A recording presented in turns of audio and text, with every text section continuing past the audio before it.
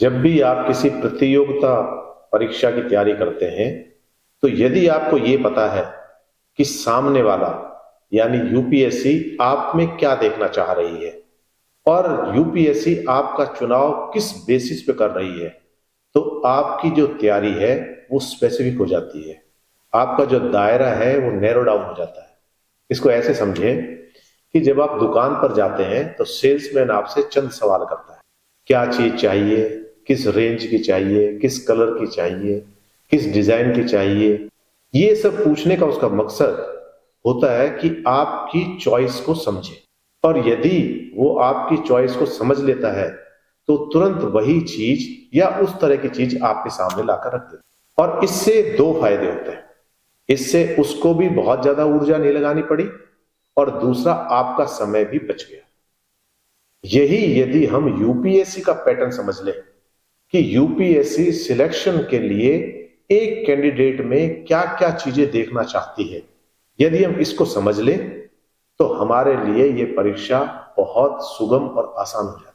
इसको ऐसे समझो, कुछ दिनों पहले आपने किसान एजुटेशन देखा था, तो उस समय एक सिविल सर्वेंट की भूमिका क्या रही आईएएस आईपीएस की। उनके ऊपर पॉलिटिकल प्रेशर भी था, उनके ऊपर अपोजिशन का प्रेशर भी था, लोगों का असुविधा हो रही थी उसका दबाव भी था, रोड ब्लॉक थे उसके लिए दूसरी सुविधाएं भी करनी थी। तो इस तरह से यदि समाज के अंदर कोई भी चुनौती आती है, कोई भी चैलेंज आता है, आप उस चैलेंज को, उस चुनौती को किस तरह से लेते हैं, यही आपके सफल होने का राज है। और यूपीएससी भी आप में यही देखता है कि जब आप एक सिविल सर्वेंट के तौर पे आईएएस आईपीएस इनके तौर पर जब आप समाज में जाते हैं तो इस तरह की चुनौतियों से रोज आपका सामना होने वाला है। तो ये जो संवाद हो रहे हैं, जो ये सारी चीजें घटित हो रही है, ये समाज के अंदर हो रही है, सोसाइटी के अंदर हो रही है।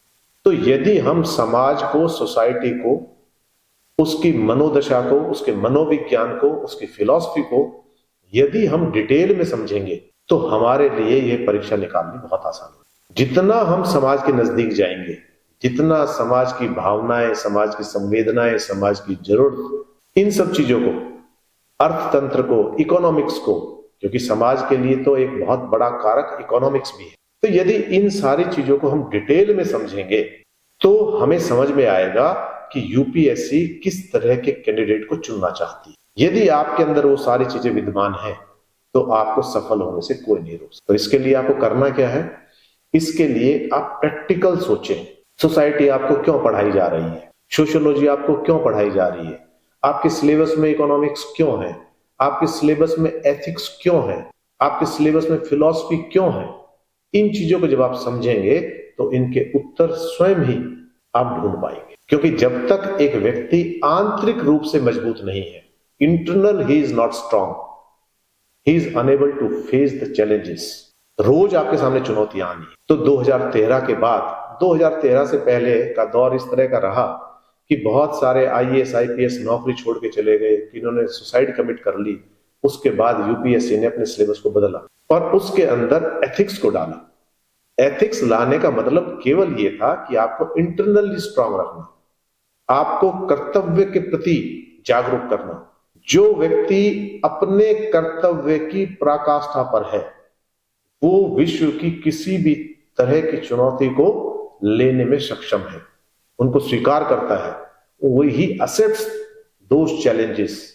और केवल उनको स्वीकार नहीं करता, उन पर विजय पताका भी फहराता। कहने का भाव ये है कि जब आप सिविल सर्विसेज की तैयारी कर रहे हैं तो यदि आपको यह पता लग जाए, यदि आप इस चीज में स्पष्ट हो जाए कि यूपीएससी क्यों आपको चुने, आपके अंदर क्या होना चाहिए, तो यह परीक्षा स्टार्टिंग से लेकर इंटरव्यू तक आपको बहुत मदद करेगी और आप बहुत आसानी से इसमें निकल जाएंगे। तो उससे पहले कुछ समय लगाकर ये सोचें कि मैं समाज को किस तरह से देखता हूं, समाज में किस किस तरह की दिक्कतें हैं, समाज में क्या क्या चुनौतियां हैं, देश आगे कैसे बढ़े, राष्ट्र के सामने क्या क्या चुनौतियां हैं। ये प्रैक्टिकल जब हम इनका अनुभव करेंगे, इन पर चिंतन करेंगे, तो हम किसी भी तरह के सवाल का जवाब लिखने में सक्षम हैं। यूपीएससी आपसे सीधे सीधे सवाल नहीं पूछने वाली, यूपीएससी कई सारी चीजों को जोड़कर आपसे सवाल पूछेगी।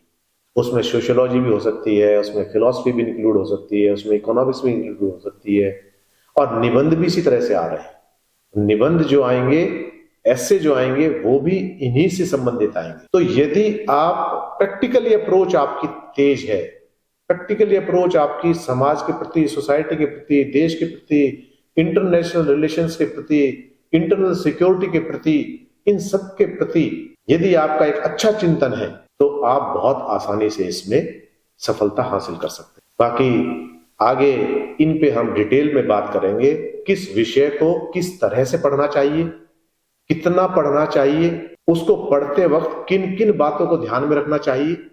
इन सब बातों का ध्यान रखना बहुत जरूरी भी है, इनको समझना भी जरूरी है। आने वाले वीडियो में समय समय पर हम इन सारी चीजों पर भी एक एक करके गौर करेंगे।